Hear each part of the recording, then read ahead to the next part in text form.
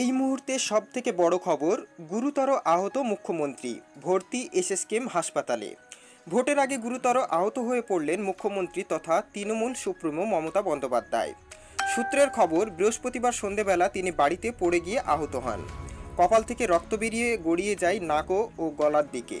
সঙ্গে সঙ্গে তাকে নিয়ে আসা হয়েছে এসএসকেএম হাসপাতালে। পাশাপাশি আরও যে বিষয়টি জানা যাচ্ছে যে উডবান ব্লকে 12.5 নম্বর ভিভিআইপি কেবিনে দ্রুত ভর্তি করিয়ে শুরু হয়েছে চিকিৎসা।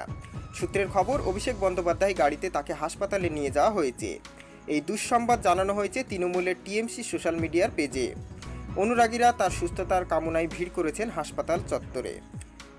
তো এই ছিল আজকের গুরুত্বপূর্ণ একটি খবর, যেটা আপনাদের সামনে তুলে ধরলাম। আপনাদের মতামত অতি অবশ্যই কমেন্ট বক্সে লিখে জানাবেন। এবং উনি গুরুতর অসুস্থ হয়েছেন এবং মাথায় দুটো স্টিচও লাগবে, এমনটাও কিন্তু খবর সূত্রে উঠে আসছে।